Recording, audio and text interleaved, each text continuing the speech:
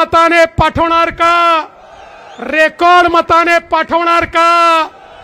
मग मी तुम्हाला सांगतो, महादेवराव जानकर मूर्ती लहान कीर्ती महान आहे. 5 वर्ष माझ्यासोबत मंत्रिमंडळामध्ये मंत्री म्हणून काम केलं. कुरकुर नाही, कुरबुर नाही. सातत्याने आपल्या खात्याचं काम अतिशय नेटाने करायचं, सामान्य माणसाकरता काम करायचं. आणि 5 वर्षामध्ये 1 रुपयाचा डाग देखील या महादेव जानकरांवर कोणी लावू शकलं नाही. हा मंत्री फाटकाच आला आणि मंत्रिमंडळ गेल्यानंतर फाटकाच राहिला आणि आजही फाटकाच आहे आणि जन्मभर फाटकाच राहणार आहे. म्हणूनच लोकांच्या मनामध्ये त्यांचं घर आहे. अरे महादेव जानकरांची श्रीमंती, इथे बसलेले लोक आहेत, महादेव जानकरांची श्रीमंती या महाराष्ट्रातील दीन दलित गोरगरीब आदिवासी शेतकरी शेतमजूर महिला ओबीसी अल्पसंख्याक यांच्या मनामध्ये त्यांच्याबद्दल जी जागा आहे ती महादेव जानकरांची श्रीमंती आहे. आणि म्हणून आम्ही निर्णय घेतला आणि मी अजितदादांचे विशेष आभार मानेन. ज्यावेळी युतीमध्ये ही जागा राष्ट्रवादी काँग्रेस पक्षाला गेली त्यावेळी अजितदादांना आम्ही सगळ्यांनी विनंती केली की दादा, या ठिकाणी महादेवराव जानकरांना आपण लढवलं पाहिजे. दादांनी तात्काळ विटेकरांना बोलवलं आणि सांगितलं की आपल्याला महादेव जानकरांना ही जागा दिली पाहिजे आणि त्यांनीही ते मान्य केलं. खरं म्हणजे विटेकर असतील, लोणीकर असतील किंवा आमचे बोर्डीकर साहेब असतील, सगळ्यांनी जोरदार तयारी केली होती. पण आता या तीनही ताकदी आणि मंचावरची सगळी ताकद आता महादेवराव जानकरांच्या पाठीशी उभी राहणार आहे.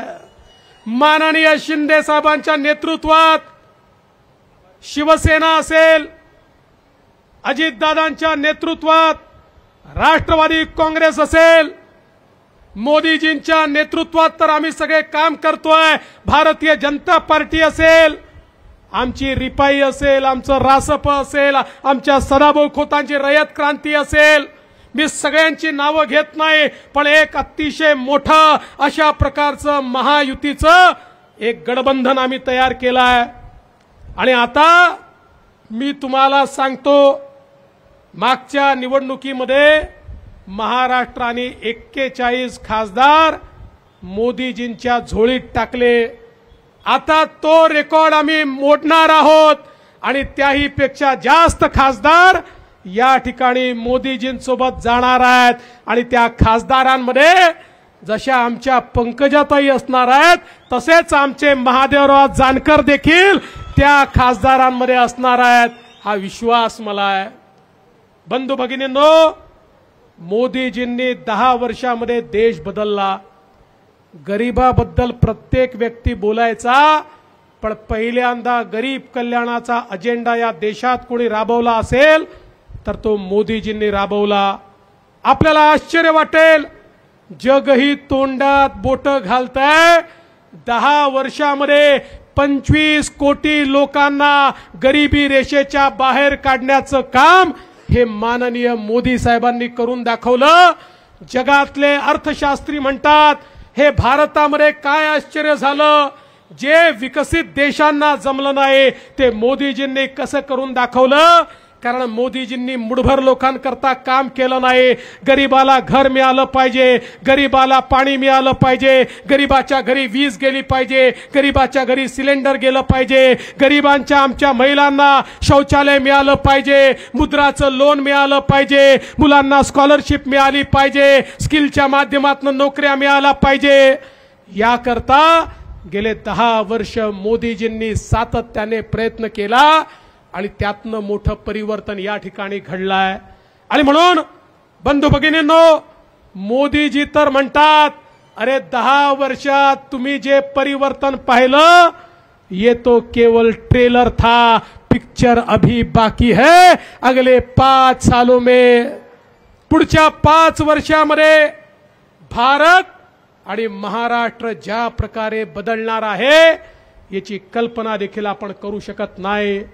आज ज्या प्रकारे मोठ्या प्रमाणात या ठिकाणी इन्फ्रास्ट्रक्चरची कामं चालली आहेत, आपल्या सगळ्यांना मगाशी दादा म्हणत होते की थोडी खंत आहे की समृद्धी महामार्ग आमच्या परभणीहून गेला नाही, परभणी त्याला टच झाला नाही।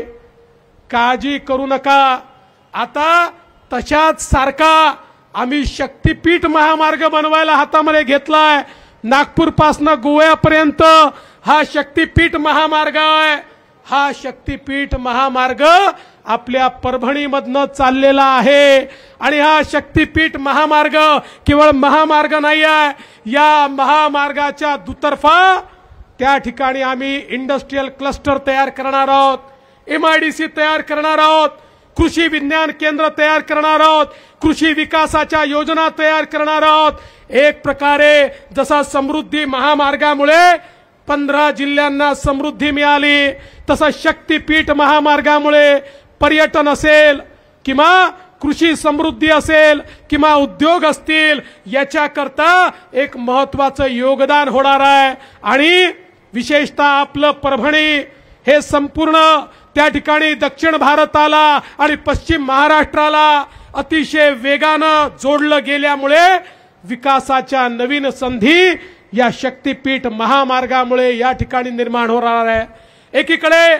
आपण त्या ठिकाणी आपल्या समृद्धी महामार्गाशी कनेक्टिव्हिटी तयार करू आणि दुसरीकडे शक्तीपीठ महामार्ग असणार आहे।